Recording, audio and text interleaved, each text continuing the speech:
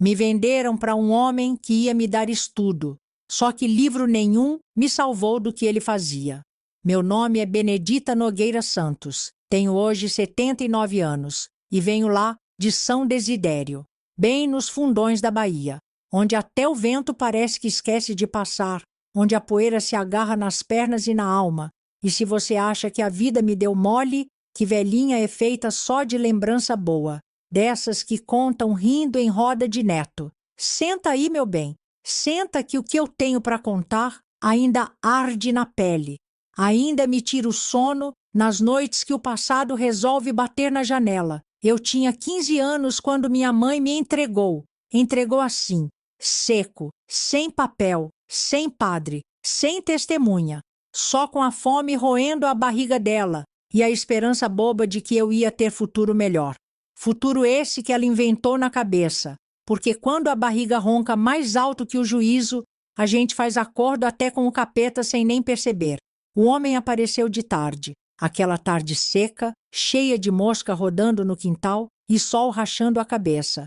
Veio de caminhonete nova, roupa alinhada, sapato brilhando como se tivesse sido lustrado com cuspe e vergonha, e um cheiro de perfume forte que enjoava mais que carne passada. Um cheiro que parecia querer tapar o fedor da alma dele, e eu, tolinha, olhando aquilo tudo com o olho arregalado, achando que era sorte batendo na porta. Ele falou bonito, prometeu escola, vida decente, livros, uniforme limpinho, comida quente todo dia, um quarto só meu com cortina de renda e até caderno cheiroso. Falou que eu ia virar moça de respeito, que ia estudar, trabalhar em coisa boa. Talvez até virar professora se eu quisesse. Minha mãe, coitada, cansada de tanto bater em porta fechada, de tanto ouvir, não até dos parentes, não pensou duas vezes. Só ajeitou meu vestido velho de chita, prendeu meu cabelo num coque torto que puxava até pensamento e me empurrou para dentro da caminhonete. Seja obediente, Benedita, disse ela, a voz embargada. Faz tudo certinho, viu? E eu fui, com o coração na boca e a cabeça cheia de sonho besta, achando que estava indo para o céu, sem saber que era o inferno que estava de braços abertos para me receber, sorrindo daquele jeito que a gente só entende tarde demais. A viagem foi longa, longa de doer a alma, o sol rachando a estrada de barro, a poeira entrando pelas frestas do carro e grudando no suor da pele, o banco duro machucando minhas pernas finas e o homem ali do lado, calado, só fumando cigarro atrás de cigarro, bufando fumaça pela janela como se quisesse apagar o mundo. Chegamos já de noite numa casa grande, daquelas que a gente vê em filme de terror, muro alto, portão de ferro pesado, sem campainha, sem risada, só aquele silêncio estranho, pesado. Ele bateu no ferro com força, e logo veio uma mulher gorda, de olho pequeno e cara de quem já estava de saco cheio do mundo e das pessoas. Essa aí é a nova, ele disse apontando para mim como quem aponta para um saco de farinha. A mulher me olhou de cima a baixo, como quem escolhe fruta na feira, apertando com o olho para ver se não estava passada. Magra, mas ajeitada, respondeu ela puxando meu braço com a mão gorda e fria. Serve, serve. Foi isso que eu virei. Mercadoria servindo para alguma coisa. Nem gente, eu era mais, e eu ali, sem entender direito, sem saber se corria, se chorava ou se agradecia. Me enfiaram num quartinho escuro, sem janela, com uma cama de ferro torta e lençol fedendo a mofo. Tinha um vestido dobrado em cima da cama e uma bacia d'água suja no canto, e só disseram: amanhã cedo a gente começa. Eu fiquei ali sentada na beirada da cama, com a barriga roncando, a cabeça fervendo de medo e dúvida, tentando adivinhar o que era para começar. Pensei em escola, pensei em livro, pensei em caderno novo, sonho besta de quem ainda não entendeu que o mundo não tem pena de ninguém. O sol nem tinha esquentado direito quando a mulher gorda voltou, trazendo uma bacia de água morna, uma barra de sabão grosso que parecia pedra e uma toalha encardida. Mandou eu tirar a roupa sem nem disfarçar a pressa. Vamos dar um trato nessa casca, falou ela. E antes que eu pudesse pensar ou protestar, já estava pelada no meio do quarto, sendo esfregada feito panela velha, a mão dela raspando minha pele com tanta força que parecia querer arrancar o couro, arrancar até a esperança grudada por baixo. Depois vestiu em mim um vestido novo, leve, florido, cheiroso de coisa cara que não combinava comigo. Ajeitou meu cabelo com escova que puxava mais que abraço de sogra, passou pó na minha cara, amarrou uma fita na cintura. Quando me olhei no espelho trincado, quase não reconheci a menina olhando de volta. Parecia outra, parecia até bonita. Se a tristeza não tivesse entranhada no olho, a mulher gorda sorriu de canto, satisfeita como quem acaba de limpar galinheiro, e disse: "Agora você vai esperar no quarto. O patrão vai te ensinar a trabalhar." Trabalhar. A palavra ficou rodando na minha cabeça como mosca em volta de fruta podre. Trabalhar eu sabia: varrer, lavar, cozinhar, cuidar de roça, cuidar de criança. O que mais tinha para aprender? Fiquei sentada na cama, o vestido novo pinicando a pele, o cheiro de sabão grudado no corpo, o nervoso roendo a barriga por dentro, o tempo se arrastando igual cobra preguiçosa no sol. Até que ouvi o barulho da porta abrindo devagar. Era ele, o homem da caminhonete. Entrou, fechou a porta com um estrondo que fez meu corpo inteiro gelar, e trancou, a chave girando devagar como quem tranca a liberdade de alguém sem dó. Ele caminhou até mim, sem pressa, com aquele sorriso torto que nunca prometeu nada de bom, e eu fiquei parada, congelada, o coração batendo tão forte que pensei que ia rasgar meu peito por dentro.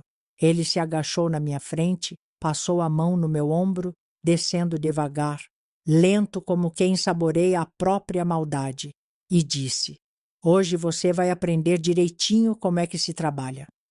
Ali, naquele quarto abafado, com cheiro de medo, sabão velho e mentira, começaram as coisas que doem.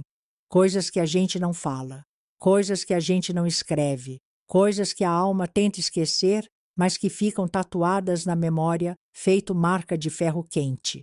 Naquele dia, naquela cama de ferro, Benedita menina morreu, enterrada viva entre lençóis sujos e promessas quebradas. E nasceu outra. Uma que carregaria silêncio, vergonha e raiva como segunda pele para o resto da vida. Uma que aprendeu cedo que, para sobreviver, às vezes, a gente tem que engolir o choro, apertar o coração até ele parar de sangrar e seguir em frente, mesmo que cada passo pareça cortar a alma em pedaços. Porque no fim, meu bem, o mundo não tem pena de quem para no meio do caminho. No outro dia, nem o sol tinha decidido nascer direito e a mulher gorda já entrou no quarto sem bater, sem dar bom dia, sem perguntar nada, do jeito que quem acha que manda e não deve respeito para ninguém, e me jogou um vestido velho em cima com tanta força que a roupa caiu no chão antes de eu conseguir pegar. Troca de roupa e vem ajudar na cozinha, que não trouxe princesa para ficar deitada, rosnou ela, cuspindo as palavras como quem cospe caroço de fruta azeda. Olhei para o vestido no chão, um trapo cinzento, esgarçado, cheirando a sabão barato, misturado com suor velho, e nem pensei muito. Tirei aquela roupa fina que tinham me enfiado no dia anterior e vesti o trapo sem frescura, porque ali frescura era luxo para quem podia apanhar só de fazer cara feia. O cheiro de sabão barato grudava na minha pele, misturado com o cheiro da vergonha da noite passada. Mas naquele momento, sinceramente, aquilo era o de menos. O corpo ainda doía tanto que cada passo era como se o chão puxasse a alma junto, como se cada movimento fosse um lembrete do que tinham feito de mim. Saí do quarto arrastando os pés, os joelhos bambos, os olhos queimando de sono e medo. O corredor era comprido, o chão de cimento rachado e sujo de poeira, as paredes cheias de manchas de umidade, umas parecendo até rosto de gente triste se a gente olhasse de lado. Andei até a cozinha com o coração apertado, sem saber o que esperar, achando que ia ser recebida com panela voando na cabeça. Ou pior. Mas o que vi me paralisou mais do que tapa. Não era só eu ali.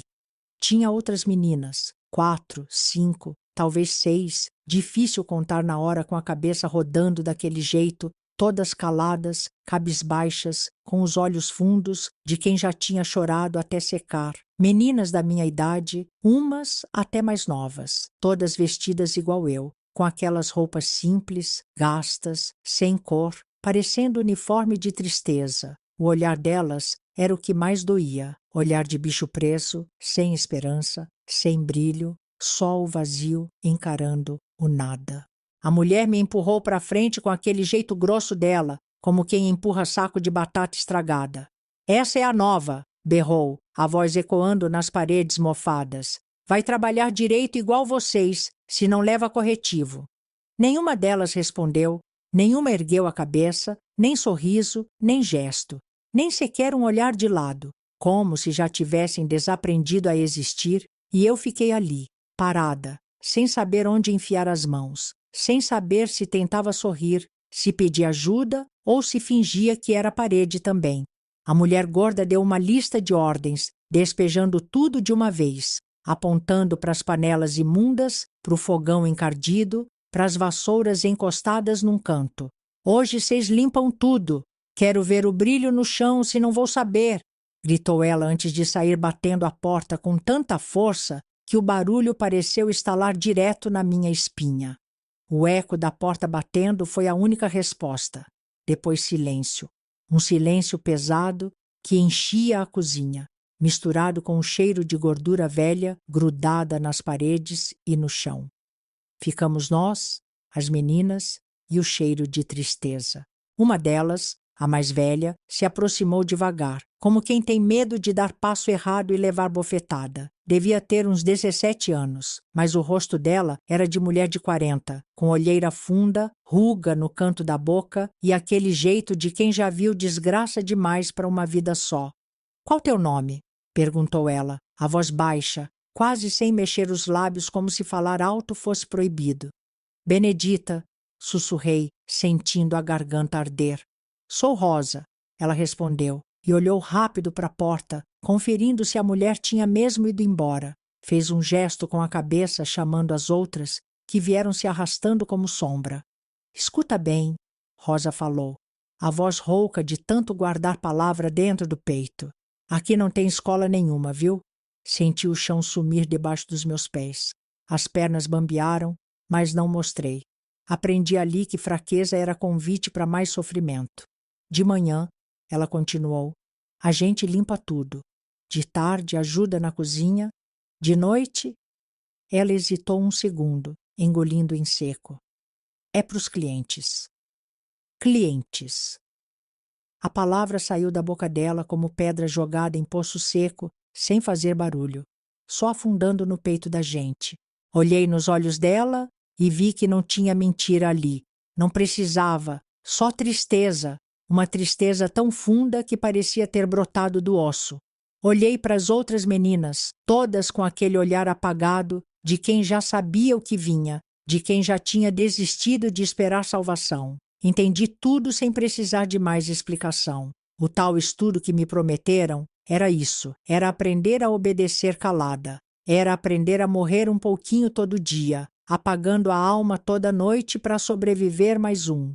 Fiquei ali, segurando o avental sujo nas mãos, como quem segura uma corda para não desabar no abismo, o coração batendo miúdo, a cabeça zunindo, sem saber se chorava, se gritava, se tentava correr para algum canto do mundo que não doesse tanto. Mas para onde, meu Deus? Para onde uma menina vai quando não tem mais casa, nem colo, nem fé? A cozinha parecia ter paredes se fechando, cada mancha de mofo virava olho. Cada panela virada parecia boca aberta rindo da minha cara.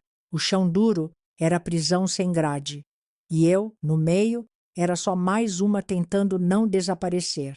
Rosa percebeu meu desespero, bateu de leve no meu ombro. Um gesto pequeno, mas que, naquela hora, foi a única âncora que me impediu de cair de vez. Melhor você não fazer cara de assustada, murmurou ela, olhando de esguelha para a porta. A mulher vê e desconta na gente depois. Engoli o choro seco, rasgando a garganta na descida. Respirei fundo, aquele fundo de quem sabe que qualquer fraqueza vai custar caro. Aprendi na marra que ali. Fraqueza era igual chamar cobra para morder o calcanhar. Peguei uma vassoura encostada no canto, a madeira áspera machucando a mão, e comecei a varrer o chão sujo de farinha e restos de comida velha. Cada movimento era como um tapa no pouco de dignidade que ainda me restava. Cada grão de sujeira que varria parecia ser pedaço de mim que ia junto. Mas era também um jeito de me manter viva, de ocupar o corpo para não deixar a cabeça enlouquecer. As outras meninas voltaram para o serviço como se nada tivesse acontecido, como se o mundo não tivesse desabado em cima da gente, varriam, esfregavam panela, limpavam fogão com a calma morta de quem já tinha desaprendido a sentir. E eu, ali no meio, comecei a entender que não tinha mais volta. A vida que me prometeram ficou para trás. No dia que minha mãe apertou minha mão suada na porta de casa e mandou eu fazer tudo certinho. Ficou para trás junto com a última esperança boba que ainda tremia no peito. Agora era sobreviver. E só sem sonho, sem futuro, sem nada. Trabalhei o dia inteiro naquele entra e sai de panelada, braço doendo, costas ardendo, sem reclamar, sem levantar os olhos, sem querer entender mais do que me mandavam. À noite, quando o cansaço já era tanto que o corpo parecia flutuar, uma das meninas, uma miudinha de cabelo embaraçado, se aproximou e me deu um pedaço de pão duro escondido no bolso do avental. Aceitei, sem falar nada, mastigando o pão seco devagar, como se fosse banquete, naquele primeiro dia. Entendi que naquele lugar a gente não pedia explicação, não pedia ajuda, não pedia nem desculpa por existir. Só aceitava, só engolia, só sobrevivia. E foi assim, com a barriga doendo, o coração murcho e a alma encolhida, que comecei minha nova vida naquele cativeiro disfarçado de casa. E ali, debaixo da luz fraca da cozinha suja, com cheiro de gordura rançosa no ar e as paredes respirando tristeza, eu soube. Soube que a Benedita sonhadora, que acreditava em futuro bonito, tinha ficado para trás. O que restava agora era outra Benedita, uma feita de remendo e casca grossa, uma que aprenderia a sorrir só por dentro, para não dar motivo para mais pancada. Uma que ia carregar nas costas, noite após noite, aquele vestido sujo e aquele silêncio pesado que ninguém nunca ensina a lavar. E assim começou, meu bem, minha verdadeira escola. Não era de caderno nem de giz branco no quadro preto. Era escola de dor, de resistência muda, de riso engolido com farelo de pão velho. Uma escola que não tem formatura, não tem aplauso, não tem diploma bonito pendurado na parede, só tem sobrevivente. E eu, mesmo sem querer, virei uma. Não tinha mais espaço para sonho ali dentro, nem esperança, nem aquelas bobagens que enchem a cabeça da gente quando é criança e acha que basta ser boa para a vida retribuir. Depois que a Rosa me contou a verdade naquela cozinha abafada, com cheiro de gordura rançosa e lágrima seca grudada nas paredes, eu entendi, de vez, que ou eu fingia que estava viva, ou ia morrer por dentro feito bicho largado no mato. Peguei a vassoura com a mão trêmula, baixei a cabeça e comecei a varrer, sem pensar, sem perguntar. O chão era grosso, sujo de farinha velha, gordura endurecida nos cantos como cicatriz mal curada. Varrer aquilo era como tentar limpar o que já tinha virado parte da casa, impregnado, igual a tristeza nos olhos da gente. Mas o pior nem era a sujeira do chão, não. O pior era a sujeira que começava a se agarrar na alma da gente, aquela crosta invisível de vergonha e desespero que ia encardindo por dentro e que sabão nenhum do mundo ia dar conta de tirar. A mulher gorda ficava rodando pela casa feito carrapato gordo, grudada em tudo que podia, berrando ordens, batendo com a mão pesada na mesa para assustar a gente como quem assusta cavalo bravo. Mais rápido, meninas! Quero ver esse chão brilhando! Quem enrolar vai dormir sem janta.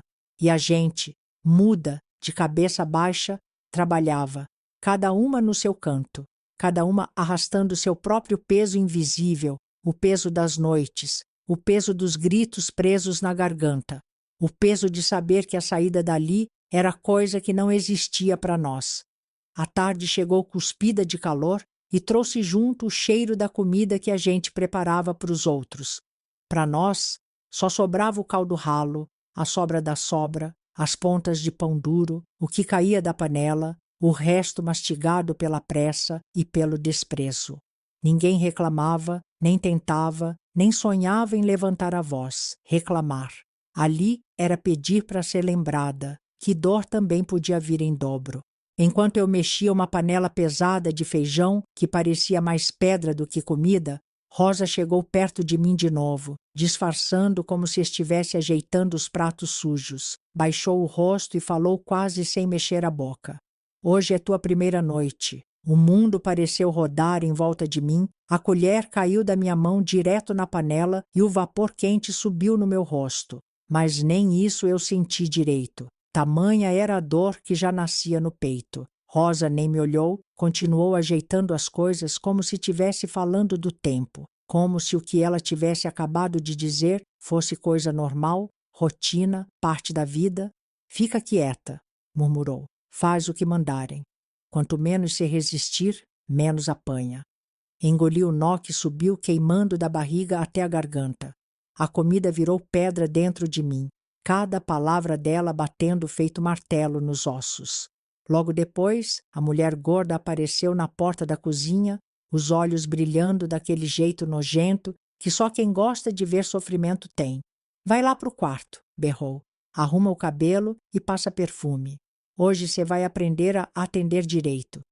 Atender. A palavra entrou nos meus ouvidos feito veneno. Deixou um gosto amargo na boca e uma vontade de sair correndo sem olhar para trás. Mas eu obedeci. Subi a escada devagar, cada degrau pesando como chumbo nas pernas, como se o próprio chão me puxasse de volta, pedindo para eu não ir, mas eu fui, porque não tinha escolha, porque já tinha entendido que ali quem escolhia era sempre a dor. No quarto, jogado em cima da cama de ferro, estava um vestido novo, branco, leve, com uns bordados finos na barra, daqueles que a gente só vê em vitrine de loja cara, vestido de menina que nunca vai usar de verdade. Do lado, um vidro de perfume barato, desses que ardem no nariz e tentam disfarçar o cheiro de sujeira, com cheiro de mentira. Me vesti com as mãos tremendo, sentindo a garganta fechar a cada botão que eu fechava. Passei o perfume no pescoço como mandaram, porque ali, naquele mundo torpe, seguir ordem era a única maneira de tentar salvar a pele, mesmo sabendo que o espírito já estava condenado. No espelho rachado, vi meu reflexo, uma menina arrumada por fora e toda quebrada por dentro. O cabelo penteado, o vestido limpinho, a fita amarrada certinha, mas o olhar... O olhar não dava para esconder, nem maquiagem de esperança dava jeito naquilo. O olhar era de quem já sabia que a noite ia ser longa, pesada e suja. Sentei na cama e esperei. A espera era sempre o pior. O medo vinha primeiro, crescendo dentro da gente como um mato bravo. Depois vinha o som da chave girando na fechadura, o ranger da madeira cansada, os passos pesados cortando o silêncio, e aí a escuridão. Dessa vez era outro homem. Nem conhecia, e acho que ele também nem se importava em saber quem eu era. Só entrou sem dizer palavra, o corpo grande e barrigudo ocupando o quarto pequeno, o cheiro forte de cachaça queimando meu nariz antes mesmo dele fechar a porta. E fechou, claro, trancou com aquele barulho seco da chave virando. Aquele som que já parecia martelar direto no meu peito, dizendo que agora era tarde, que gritar não adiantava, que chorar só ia cansar mais. Ele me olhou de cima a baixo como quem escolhe fruta madura na feira, passando o olho rápido para ver se vale a pena ou se já está passada demais. Se aproximou andando pesado, os pés chutando o chão sem cuidado, a barriga balançando sob a camisa manchada, o hálito quente batendo na minha cara feito tapa. O resto foi igual da primeira vez, igualzinho. A mesma sensação de sair do próprio corpo, de querer virar pedra, sumir, evaporar ali mesmo. A mesma dor enfiada nas entranhas, aquela dor muda que nem força de gritar sobra, só um vazio se abrindo por dentro, uma cratera que a cada noite ia ficando maior. A diferença é que dessa vez eu já sabia. Sabia que ninguém ia vir me buscar, que ninguém ia ouvir, que ninguém ia se importar se eu sumisse daquele quarto para nunca mais. Sabia que naquele lugar a vida continuava como se nada tivesse acontecido, que eu era só mais uma entre tantas. Quando ele acabou, largou umas notas amassadas na cama, como quem paga por um serviço sujo, e saiu do quarto deixando a porta aberta, como quem termina de usar um trapo velho e joga no canto. Fiquei deitada, olhando para o teto encardido, sem chorar, sem gemer, sem respirar direito, o corpo dolorido e a alma mais ainda. O silêncio era tão pesado que parecia um cobertor abafando qualquer tentativa de existir. Lá fora, a casa voltava ao barulho de sempre. Gente rindo na sala, rádio chiando música velha, copo batendo em mesa, risada de bêbado, a vida seguindo como se eu, ali naquele quarto, tivesse virado poeira. Levantei devagar, sentindo cada músculo protestar. Tirei o vestido branco com cuidado, dobrando como quem dobra a própria dignidade perdida, cada dobra uma ferida nova. Vesti de novo a roupa velha, a pele coçando de humilhação, o cheiro do perfume barato, agora misturado com o cheiro amargo da vergonha.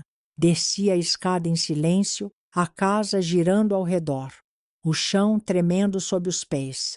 Na cozinha, as outras meninas fingiam que lavavam pratos, que limpavam panelas, que cuidavam da vida. Rosa me viu, levantou os olhos por um segundo e deu um aceno de cabeça discreto. Nenhuma palavra foi dita, nenhuma pergunta, nenhum consolo. Não precisava. Aquele olhar dizia tudo. Eu agora era igual a elas. Mais uma que sabia o preço de continuar respirando ali dentro. Mais uma que entendeu na carne que sonho era coisa de gente rica, de gente que podia se dar o luxo de acreditar em futuro. Para nós ali, sonho era peso morto, era distração perigosa, era esperança inútil. A gente não sonhava mais. A gente só contava os dias em silêncio, agarradas na pouca dignidade que sobrava escondida bem lá no fundo, onde nem eles conseguiam roubar. E assim, naquela noite quente e fedida, na cozinha suja daquela casa maldita, eu virei mais um número invisível, mais uma menina com os olhos apagados, com o corpo machucado e a alma em frangalhos. E pior, sabendo que ninguém, absolutamente ninguém, estava vindo salvar a gente. No outro dia, acordei com o corpo todo moído. Cada pedacinho doía como se tivesse sido pisado por tropa de boi. Desci para a cozinha, andando devagar, tentando não fazer barulho. Rosa estava lá, mexendo a panela com a colher de pau. Olhou para mim e fez sinal para eu chegar perto. A mulher gorda estava ocupada brigando com outra menina, então dava para falar sem levar tabefe. Rosa sussurrou, sem mexer a boca direito. Hoje é teu dia de descer para o celeiro. Fiquei sem entender. Ela continuou, ainda sussurrando. Nos 2 primeiros dias, eles ensinam a gente. Depois, você tem que agradar os clientes. A gente fica servindo bebida no celeiro, andando para lá e para cá. Eles escolhem quem querem. Senti o estômago virar. Mas não se preocupa, disse ela. Só anda, serve, sorri. Se fizer cara feia, a mulher mete a vara. Respirei fundo. Não sabia se chorava ali mesmo ou se saía correndo. Mas correr para onde? De tarde, a mulher gorda mandou a gente se arrumar. Mesma coisa. Vestido leve, perfume barato, cabelo penteado puxando até o couro. Quero vocês bonitinhas, andando feito dama de salão. Falou com aquela voz grossa. Na porta do celeiro, vi as outras meninas. Algumas pareciam boneca quebrada. Outras fingiam um sorriso que não chegava no olho. Entrei junto, o celeiro estava cheio de homem. Cigarro, cerveja, cheiro de suor. A gente servia bebida, servia olhar. Andava de um lado para o outro, fingindo que era normal. A música alta não deixava ouvir as piadas sujas, mas dava para sentir nos olhares. Passei a noite toda fugindo do olhar de um velho barrigudo que não tirava os olhos de mim. Rosa passou perto e sussurrou. Não encara. Faz de conta que nem viu. Obedeci. Não queria chamar atenção. Mas a vida, meu bem, não deixa a gente em paz quando a gente quer se esconder. Quando a música parou e o povo começou a ir embora, o homem da noite anterior me chamou com o dedo. A mulher gorda fez sinal para eu ir. Engoli o medo e segui. Fui levada para um dos quartos pequenos nos fundos da casa. E ali, de novo, tentaram apagar o pouco de dignidade que me restava. Só que dessa vez, eu não aceitei. Quando o homem começou a me puxar pelo braço, eu gritei. Bati nele com força, rasguei a manga do paletó. Ele ficou vermelho de raiva. Chamou o patrão. O homem veio bufando, furioso. Me arrastou pelo braço até o corredor. A mulher gorda apareceu também, cruzando os braços e rindo de canto de boca. Não quer trabalhar? Vai aprender no couro, berrou ele. Antes que eu pudesse me defender, veio o primeiro tapa, depois o segundo. Depois, não contei mais. Tomei tapa na cara, chute na perna, puxão de cabelo. A surra foi seca, rápida e dolorida. Fiquei caída no chão, encolhida, a boca sangrando. Ele cuspiu no chão do meu lado. Agora vai aprender, disse, chamando o cliente de volta. O homem barrigudo voltou sorrindo, ajeitando a calça. Me puxou do chão como se eu fosse saco de farinha. E naquela noite, mesmo toda machucada, mesmo cheia de dor até na alma, eu tive que aguentar. Fiquei deitada depois, olhando para o teto sujo, com o gosto de sangue na boca. O corpo parecia desligado. O mundo parecia muito longe. Antes de apagar, só pensei numa coisa. Eu ainda vou sair daqui, nem que seja rastejando. E foi agarrada nesse pensamento que o sono pesado me levou. Quando acordei, o sol já batia fraco pela fresta da janela quebrada. O corpo era só dor. Parecia que cada osso tinha sido passado num moedor de cana. Tentei sentar na cama, mas a cabeça rodou. Foi aí que ouvi passos leves no corredor. A porta rangeu e uma menina entrou. Era pequena, franzina, devia ter uns 13 anos no máximo. Carregava uma tigela de água e um pano.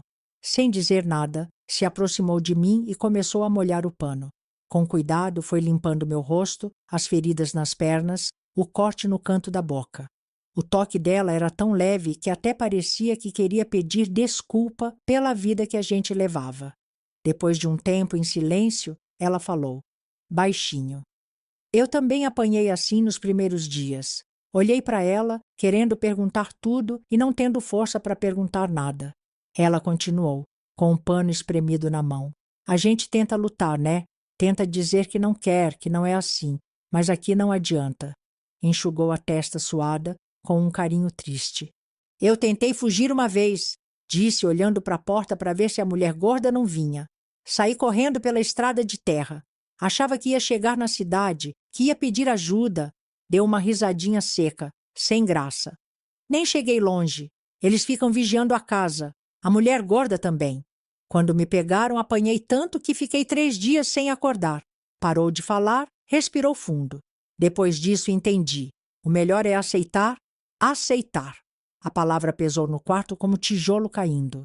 Fiquei olhando para ela, vendo no rosto dela o que me esperava. Ela terminou de limpar meus ferimentos, deixou o pano na tigela e saiu, sem fazer barulho. Fiquei ali, olhando para o teto, sentindo a alma escorrer pelo ralo. Era isso. Ou aceitava, ou morria antes de morrer. E aceitei. Não porque queria, mas porque a vida me empurrou de cabeça para dentro do buraco e tapou a saída. Daquele dia em diante, tudo piorou. O patrão dizia que eu precisava compensar o prejuízo de ter causado o problema, e compensar para ele era ser entregue para mais clientes numa só noite. As sessões viraram tortura. Homem atrás de homem, mão suja, hálito fedendo a pinga, risadas nojentas. Eu virei objeto de mesa, e não adiantava chorar, não adiantava se esconder. Cada reclamação virava surra. E quando apanhava, a mulher gorda ainda me castigava sem dar comida. Dias inteiros só com água e restos de pão duro. Tinha noite que eu já nem lembrava do próprio nome. Só queria que acabasse. Só queria que a alma saísse logo do corpo e me deixasse em paz. As meninas mais novas, coitadas, algumas nem tinham nada direito e já serviam para agradar velho barrigudo que nem tinha mais força nas pernas, mas a maldade não enfraquecia. Eu, Rosa e as outras nos tornamos sombras, só sombras. A gente andava pela casa, pelo celeiro, pelos corredores, igual bicho de criação esperando a faca, sem rir, sem chorar, sem perguntar nada. O tempo foi passando. E cada dia era pior que o outro. Comecei a pensar que talvez aquela casa fosse mesmo meu último lugar no mundo, que talvez meu corpo apodrecesse ali mesmo, entre a parede mofada e a cama dura. Mas mesmo no meio da podridão, uma fagulha teimosa ainda queimava, bem no fundo, bem escondida, como brasa esquecida no canto da fogueira. E era essa brasa que, no pior dos dias, me fazia prometer para mim mesma: eu ainda vou sair daqui, nem que seja só com a alma. Com o passar dos dias, meu corpo foi se acostumando com a rotina. Mas a alma, meu bem, essa nunca acostumou. Por dentro, cada dia era mais difícil levantar da cama. Cada vez que eu colocava o vestido de servir, era como se enterrasse um pedacinho de mim. Foi nesse meio da lama que comecei a pensar. Pensar em fugir. Era coisa proibida até de imaginar. A casa era vigiada, a mulher gorda parecia enxergar através das paredes, e o patrão sempre arrumava uns capangas para rondar o portão de noite. Mas mesmo assim, a cabeça não parava. Deitava na cama e ficava desenhando na mente as possibilidades. Se eu subisse no telhado, se me escondesse na carroça de algum cliente, planos bobos, mas que eram o único consolo que me sobrava. Numa dessas noites no celeiro, servindo bebida para os homens, vi um cliente completamente bêbado. Era um gordo baixinho que já tinha bebido tanto que mal ficava de pé. Fiquei de olho nele. Pensei, talvez eu consiga dar uma volta nele. Quando ele me chamou, fui rápido. Peguei o copo da mão dele e num sussurro disse: aqui dentro tá abafado, né, moço? A gente podia ir ali fora respirar um pouco. Ele riu, babando no bigode. Vamos embora, minha flor, gritou, tropeçando nos próprios pés. Agarrou meu braço e saiu me puxando para a porta do celeiro. Meu coração batia na boca. Do lado de fora, o vento frio bateu na minha cara feito tapa, e foi aí que vi uma brecha. Perto do lado direito do celeiro não tinha guarda nenhum, só mato crescendo desordenado e uma cerca quebrada uns metros adiante. Ali podia ser a rota, ali podia ser minha saída. Mas antes que eu pudesse pensar direito, a voz grossa do patrão ecoou na noite. Ei! Berrou ele.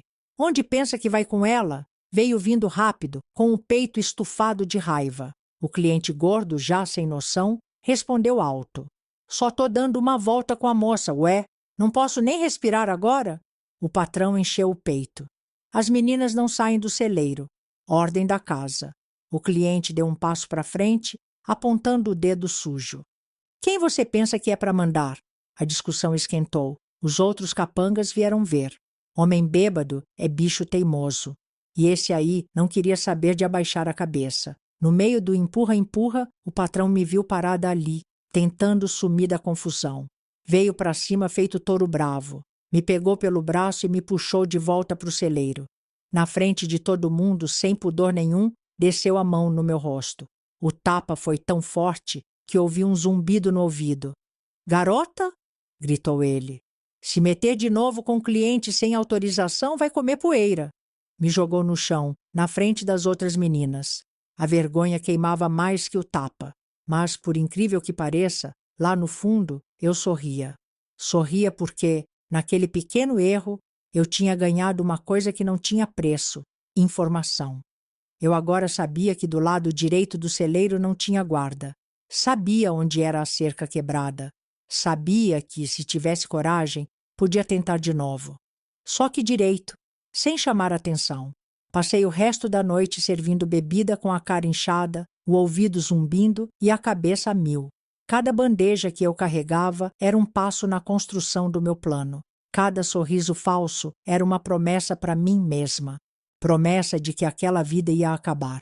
Nem que eu tivesse que deixar um pedaço meu naquela cerca quebrada. O tempo foi passando e a casa, que já era suja e cheia de dor, começou a ficar ainda mais lotada. Cada semana parecia que chegava uma nova menina, trazidas de longe, do mato, das cidadezinhas perdidas que ninguém lembra o nome. As mais novas mal sabiam amarrar os sapatos. Algumas nem sabiam ler o próprio nome direito. Chegavam assustadas, de olho arregalado, abraçando as trouxas de roupa como quem abraça a última esperança. E, do mesmo jeito que eu, bastava uns dias para elas entenderem que sonho não morava ali. A casa virou formigueiro de menina triste. O celeiro parecia feira em dia de promoção. Homem para todo lado, escolhendo, bebendo, rindo alto, e a gente servindo, sorrindo forçado, fingindo que era normal. Mas foi aí que a coisa começou a ficar estranha. De repente, umas meninas começaram a sumir. Uma aqui, outra ali. Primeiro a gente achou que estavam doentes, que tinham sido mandadas para algum hospital, mas não demorou muito para perceber que ninguém voltava. Sumiam feito água em ralo sujo. Rosa, sempre mais esperta que a gente, ficou desconfiada. Começou a ouvir conversa de canto, escondida, por trás das portas. E um dia na cozinha, enquanto fingia cortar legumes, ela me contou baixinho. Tão levando as meninas para outro lugar, arregalei o olho. Que lugar? Ela engoliu seco. Lugar pior, muito pior. Disfarçou rápido porque a mulher gorda entrou na cozinha bufando como sempre, mas o aviso já estava dado. Passei os dias seguintes com o medo grudado nas costas. Toda noite a gente se contava. Fulana tá sumida? Cicrana também. Cada noite uma faltava. Até que um dia uma das meninas mais novas, a Clarinha, que não tinha nem nada ainda, sumiu. Era uma das poucas que ainda sorria de vez em quando, mesmo com tudo. Quando percebemos que ela não tinha descido para o celeiro, nem aparecido para comer, bateu o desespero. Depois do expediente nojento daquela noite, eu e Rosa nos juntamos com as outras meninas mais antigas. Ficamos cochichando num canto escuro da cozinha. Vamos perguntar, disse Rosa com os olhos brilhando de raiva. Não é justo sumirem com ela sem ninguém saber? As outras meninas tremiam, olhando para as portas. Sabiam que desafio naquela casa era castigo na certa. Mas o medo de virar pó invisível como a Clarinha era maior. Então, numa coragem que só Deus sabe de onde veio, resolvemos. Na manhã seguinte, quando a mulher gorda apareceu para dar as ordens do dia, Rosa criou coragem e perguntou: Dona, a Clarinha, para onde ela foi? O silêncio caiu pesado na cozinha. A mulher parou no meio do passo. Olhou para a gente como quem olha para a barata. Deu 3 passos devagar até a bancada. Pegou uma colher de ferro que estava no fogão. Sem pressa, colocou a colher em cima da boca da lenha, onde o fogo ardia vermelho. A gente ficou imóvel, o coração batendo tão alto que parecia que a cozinha ia explodir. A colher começou a chiar, esquentando rápido. A mulher sorriu de canto. Sem dizer uma palavra, veio até nós. Segurou minha mão com força. Eu tentei puxar, tentei correr, mas ela era forte e antes que eu pudesse reagir, encostou a colher fervendo na palma da minha mão. O grito saiu rasgando minha garganta. A dor foi tão grande que achei que ia apagar ali mesmo. Rosa tentou me puxar, mas a mulher agarrou ela também e repetiu a dose. A cozinha cheirou a carne queimada. A mulher largou nossas mãos e cuspiu no chão.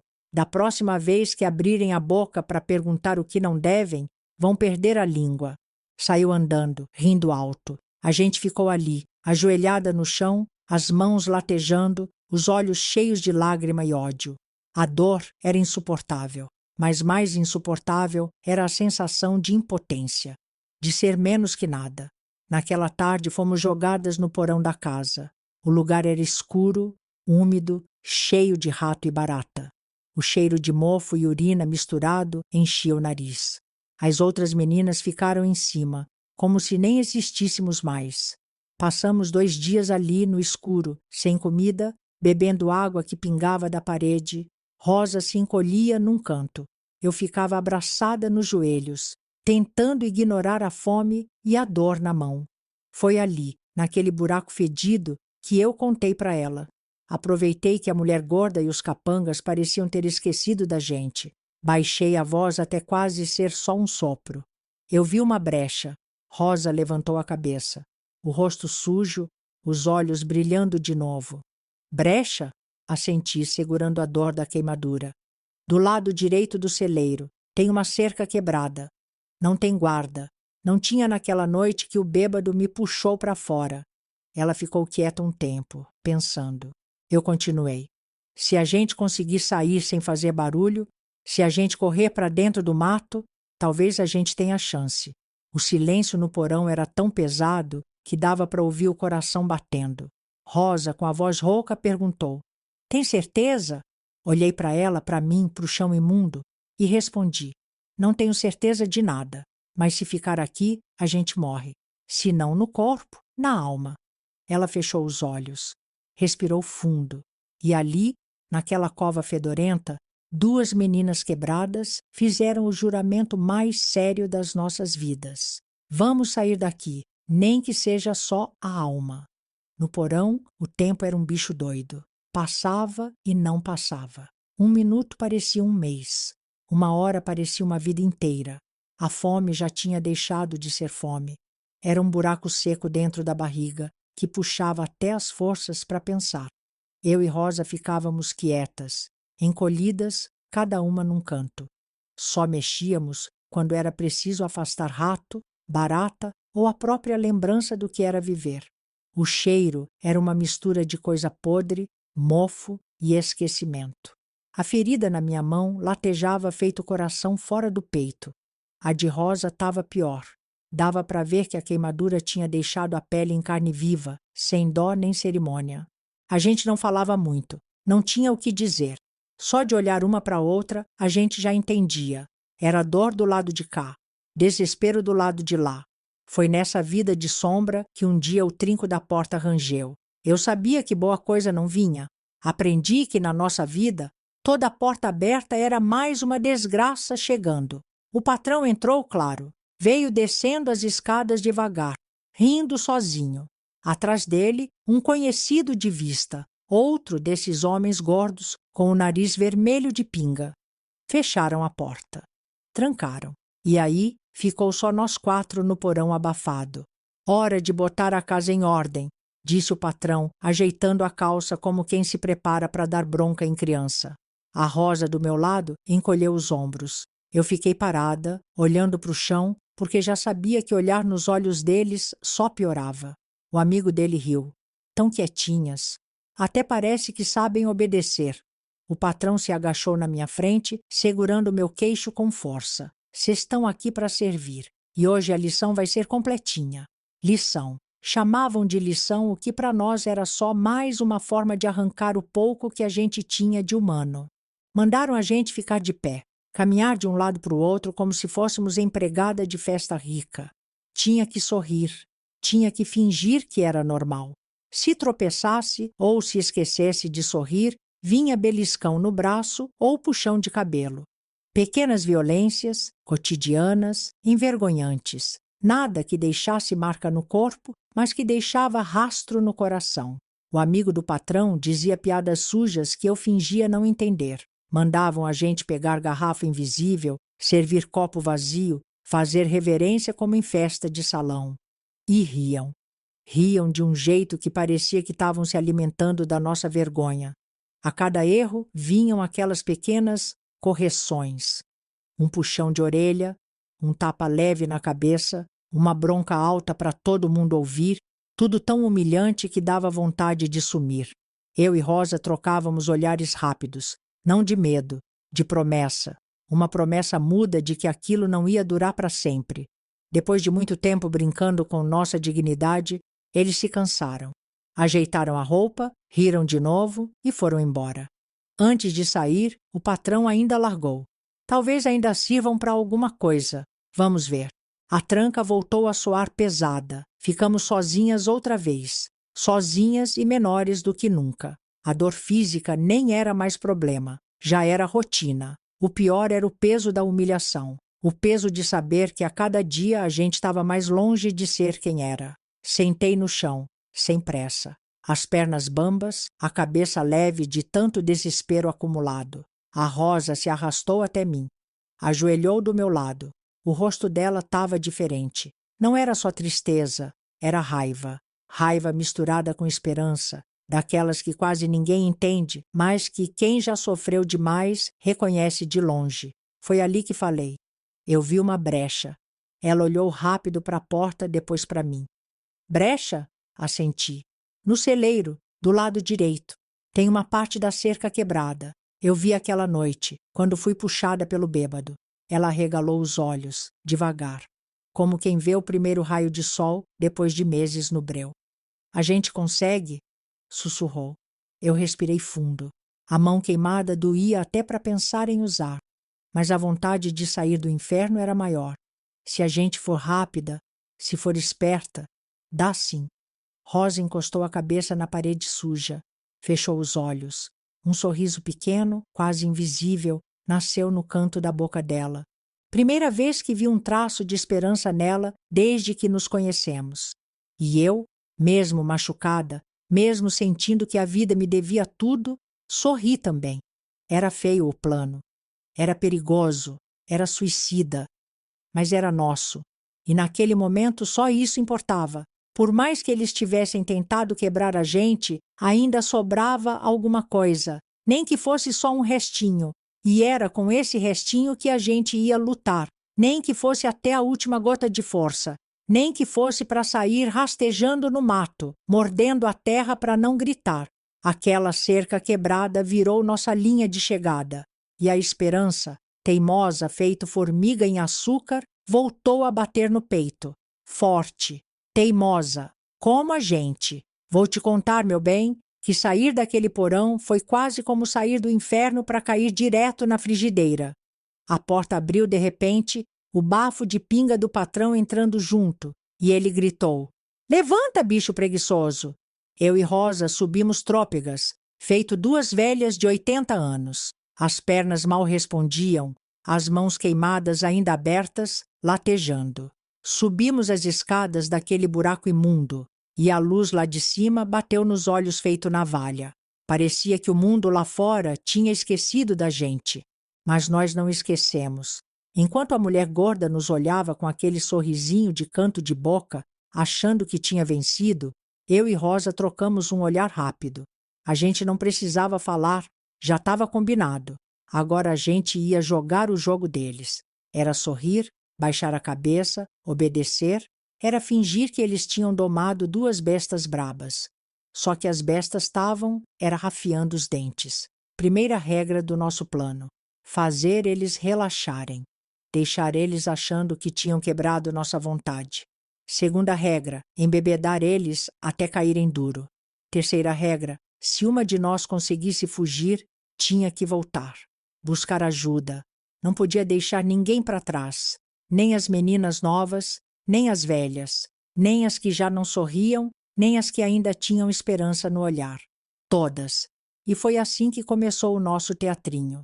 No começo era difícil. Cada sorriso que eu forçava doía mais que a queimadura. Cada "sim, senhor" que Rosa dizia parecia que engolia a própria dignidade. Mas a gente foi ficando boa na mentira. De manhã, a gente varria o chão, lustrava o fogão, fazia café para os homens. De tarde, costurava botão de camisa, passava roupa. De noite, servia bebida com um sorriso de miss. E eles se achavam reis. O patrão andava de peito estufado, falando alto que tinha colocado ordem na casa. A mulher gorda também relaxou. Parou de vigiar tanto, parou de bater tanto. Achava que tinha virado mãe de criação. Coitada. Nem desconfiava que as filhas dela estavam afiando faca nas costas. A gente servia pinga igual quem serve remédio. Cada dose. Um toma, seu besta, escondido atrás do sorriso. Cada gargalhada que eles davam era uma corrente a menos no nosso pé. E eles caíam direitinho, bebiam até babar, até dormir sentado na cadeira, até esquecer que eram os donos do mundo. O patrão, então, parecia um leitão na lama. Achava que estava sendo servido por duas escravas felizes. Chegava a passar a mão na cabeça da Rosa, igual faz com cachorro de rua. Se ele soubesse que cada prato que a gente lavava, cada copo que a gente enchia, era um prego no caixão dele. As outras meninas começaram a perceber também. Viam a gente agindo diferente, mais quieta, mais submissa, mas com o olho brilhando, e começaram a seguir o ritmo. A casa inteira mudou. Viramos um monte de zumbi educado. Para eles, era sinal de que tinham vencido. Para nós, era sinal de que o dia estava chegando. No meio disso tudo, eu e Rosa afinamos o plano. Toda noite, deitadas no chão duro do quartinho, cochichávamos baixinho. Se for hoje, você corre. Não, você corre. Eu seguro eles. Nada disso. A primeira que vê a chance vai. A culpa pesava, porque sabíamos que quem corresse ia deixar a outra para trás. Nem sabíamos se ia conseguir voltar. Mas a esperança era maior que o medo. Os dias foram passando. O patrão, cada vez mais bêbado. O capanga mais velho, dormindo no barril de cachaça. O portão da cozinha ficando cada vez mais esquecido e a brecha no celeiro. Ah, meu bem, a brecha estava lá. A mesma cerca quebrada. O mesmo mato alto além. Era só correr. Só precisava da hora certa. Pera da fuga, a mulher gorda resolveu fazer festa. Diz que era aniversário do patrão. Claro que era mentira. Nem ela sabia a data de nascimento dele direito, mas era desculpa para encher a casa de cachaça e clientes sujos. Mais confusão, mais bebida, mais brecha para nós. Fizemos tudo direitinho. Cortamos pedaço de bolo mofado, servimos copo atrás de copo, rimos das piadas imundas. Rosa chegou até a dançar na frente deles, rebolando de leve com aquele sorriso morto na boca. E o patrão? Ah, o patrão. Roncava na cadeira já no meio da festa, camisa aberta, barriga pulando para fora. Os outros também não estavam muito melhor. O capanga gordo dormia abraçado no barril. Outro tinha caído de cara na mesa. O cheiro de vômito, suor e pinga enchia o ar. Era agora, ou nunca. Olhei para Rosa. Ela olhou para mim. A mulher gorda tinha ido para o quarto, cansada de tanto gritar. O vigia sumido. As meninas mais novas se espalharam, fingindo limpar, mas de olho na porta. Dei um passo para o celeiro, o coração batendo feito tambor de escola de samba. Mais um passo. A cerca estava lá, o mato chamando. Olhei para Rosa de novo. Ela assentiu, rápido. Eu corri como nunca tinha corrido na vida. Nem olhei para trás, só senti o mato cortando minha perna, o vento rasgando a cara, a mão queimada latejando. E dentro da cabeça, um só pensamento: eu vou voltar. Nem que seja o último ato da minha vida, eu vou voltar.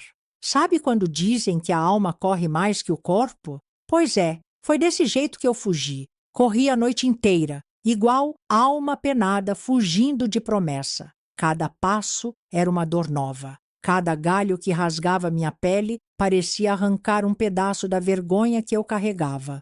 Mas era correr ou morrer.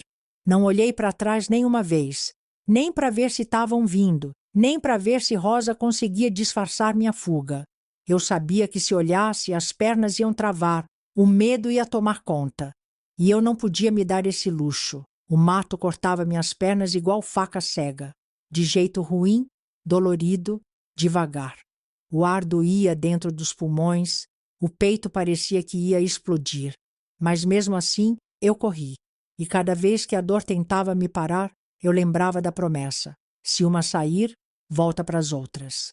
Foi isso que me empurrou para frente. Não foi esperança, não. Foi dívida. E quem tem dívida no peito sabe que não descansa enquanto não paga. O céu clareava devagar, sem vontade, como se tivesse vergonha de iluminar aquele mundo torto. Quando o sol se meteu a rachar no horizonte, meus pés já estavam em carne viva. Senti o sangue misturando com poeira, virando lama embaixo dos dedos. O corpo todo tremia. A cabeça girava. Mas foi ali, no meio daquela estrada de terra batida, que eu vi uma igreja, pequena, maltrapilha, com a pintura descascando igual pele velha, mas a porta aberta, e para mim aquilo era palácio de rei. Tropecei até lá, sem força nem para rezar. Foi quando vi uma mulher de hábito preto e branco varrendo o chão da entrada. A freira me olhou, largou a vassoura no chão e correu até mim. Meu Deus! Ela gritou, botando a mão na boca. Tentei falar alguma coisa. Queria explicar. Queria pedir ajuda. Mas só consegui cair nos braços dela como boneca rasgada. E apaguei. Quando abri os olhos, a luz me cegou. Demorei uns segundos para entender onde estava.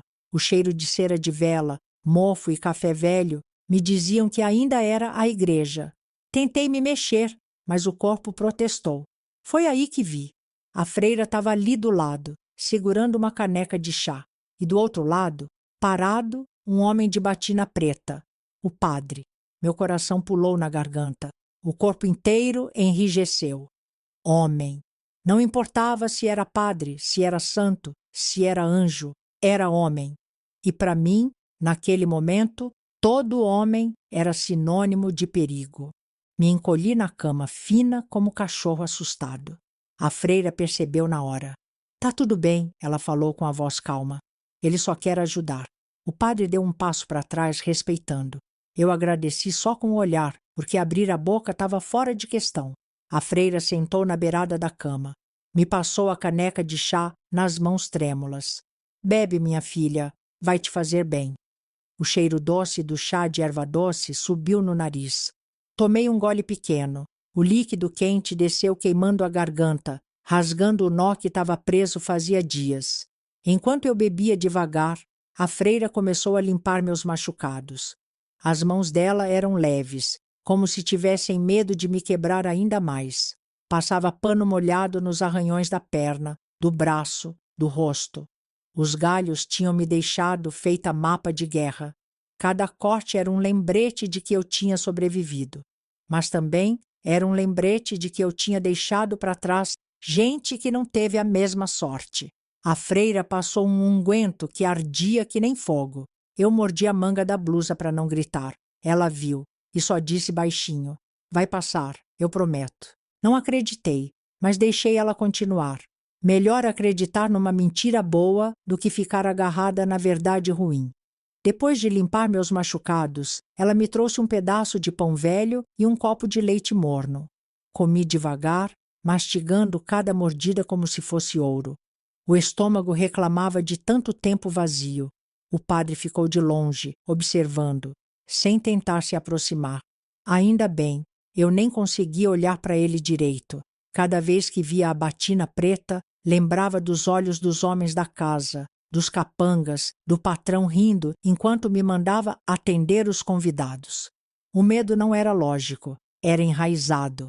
Era coisa que nem reza braba tira. A freira esperta sabia disso, não forçou nada.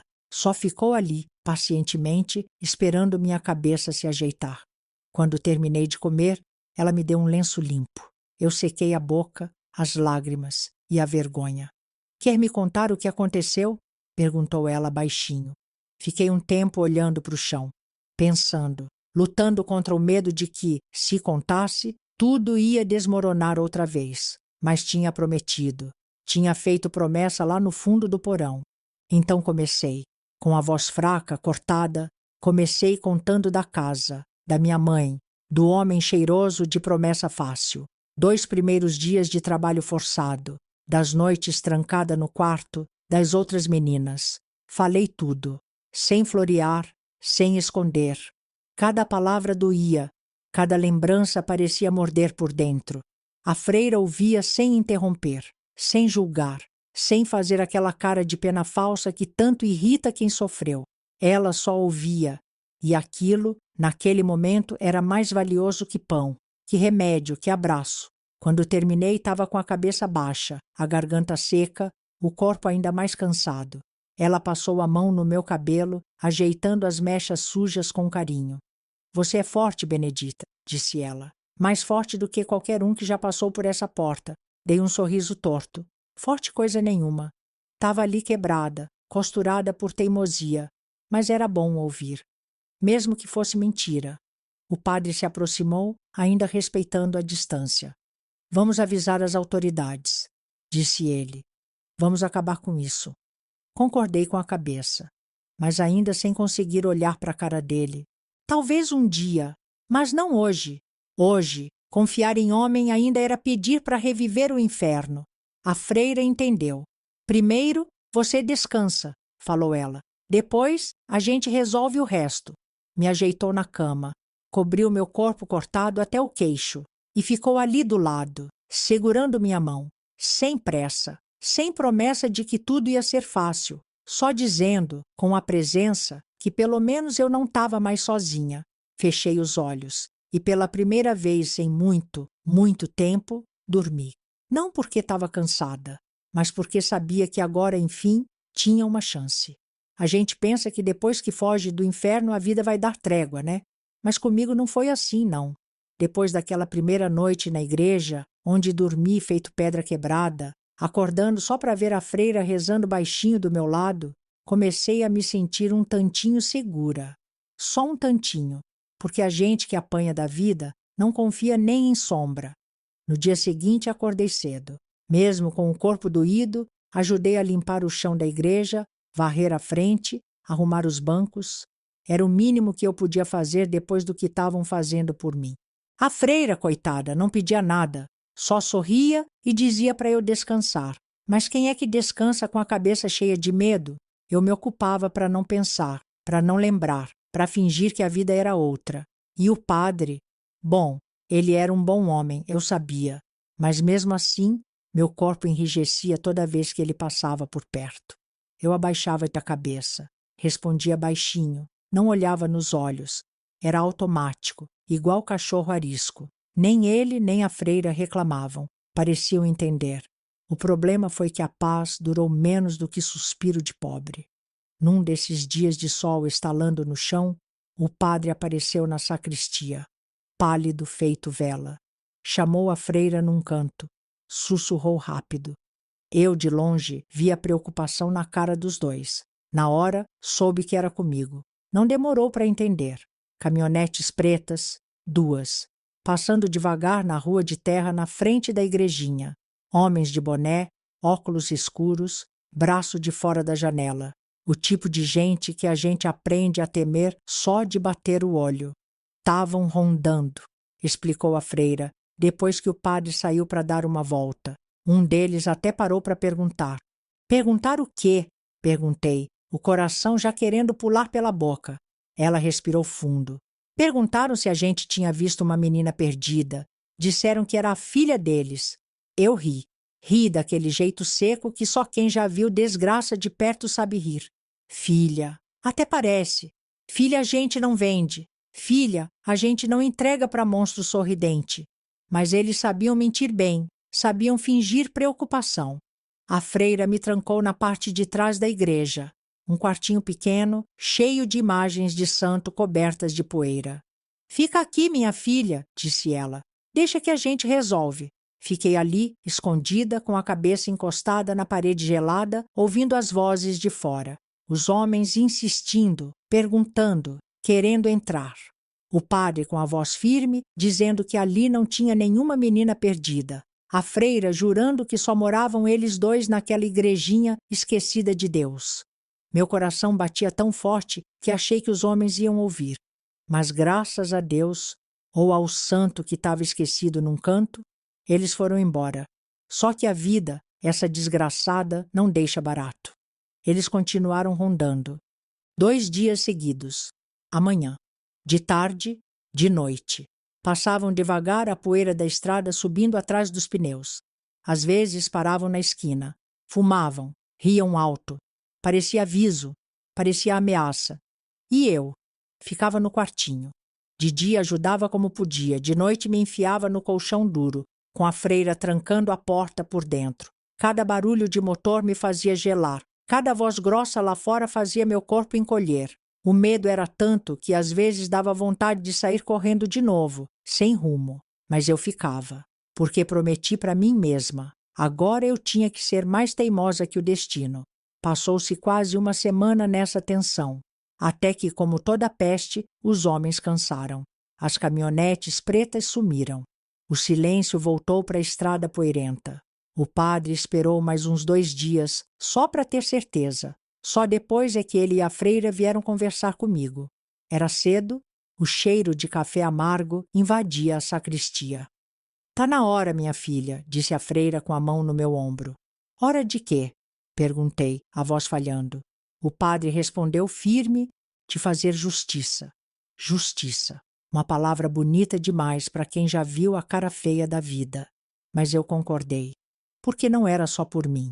Era pela Rosa, pela Clarinha, pelas outras que ficaram presas naquele buraco imundo. Vesti uma roupa limpa que a freira arranjou. Calcei um chinelo velho e fui.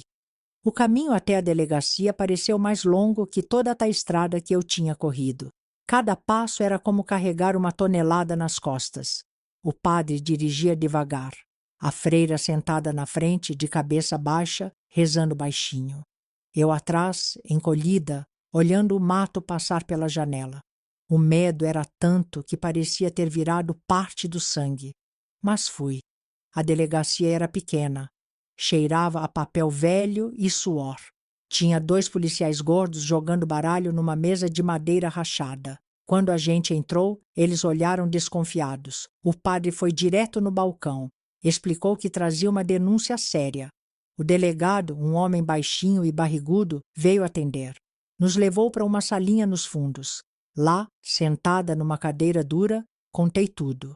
Outra vez, desde o começo, a história da promessa falsa, a casa grande, as meninas, as noites. Contei do porão, da fuga, das caminhonetes.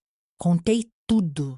O delegado anotava, com cara de quem tentava não demonstrar choque, mas eu via, no jeito que ele apertava a caneta, que estava indignado. Quando terminei, ele saiu da sala. Voltou minutos depois com uma pasta gasta nas mãos. Abriu, tirou umas fotos amassadas, espalhou na mesa. Reconhece algum desses? Perguntou. Olhei devagar, as mãos tremendo, até que vi. Ali na foto o rosto do patrão, menos arrumado, barba por fazer. Mas era ele, o mesmo olhar de cobra, o mesmo sorriso falso. É ele, sussurrei. O delegado trocou olhares com o padre. A gente já está atrás desse sujeito faz tempo, disse ele, a voz dura. Agora temos mais uma razão. Saí da delegacia leve. Pela primeira vez em muito tempo, leve. Não porque a dor tinha passado, nem porque a justiça estava feita, mas porque eu tinha cumprido minha parte. Tinha contado, tinha mostrado. Agora era a vez deles. Deus que ajudasse que fizessem o que era certo. Eu tinha prometido para Rosa. E no fim das contas, promessa é a única coisa que ainda nos separa do bicho. A vida não voltou ao normal, nunca voltou. Mas ali, naquele dia, naquele pedaço de chão esquecido de Deus, eu comecei a aprender que, mesmo quebrada, mesmo remendada, a gente ainda pode ser ponte para os outros atravessarem. E isso, meu bem, é o que chamam de força. Mas eu chamo só de teimosia. E viva a teimosia, porque sem ela, a gente não passava nem da primeira esquina.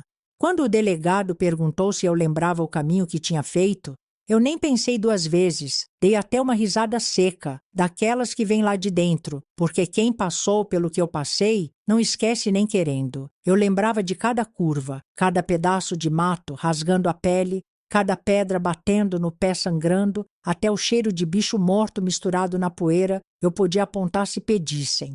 O delegado coçou a cabeça, ajeitou o cinto da calça apertada e chamou uns 3 policiais para o canto. Cochicharam rápido, daquele jeito de homem que acha que manda na situação só porque tem estrela no peito. Depois veio até mim e disse: se você topar mostrar o caminho, a gente arma uma batida. Topei na hora, com a mão tremendo, mas com o coração decidido, porque tinha promessa feita com minha alma. E promessa para quem sobreviveu ao inferno é coisa séria. No outro dia, bem cedo, meteram eu, o padre e a freira dentro de um camburão que parecia caixão de pobre, duro, fedendo a ferrugem. Fui agarrada na barra do vestido da freira o tempo todo, o medo me comendo por dentro, mas a vontade de acertar a vida era maior. O caminho era longo, poeirento, cheio de sombra ruim, mas eu guiava igual bicho que conhece a trilha para a toca. Até que chegamos, a velha cerca podre, o cheiro de podridão ainda no ar.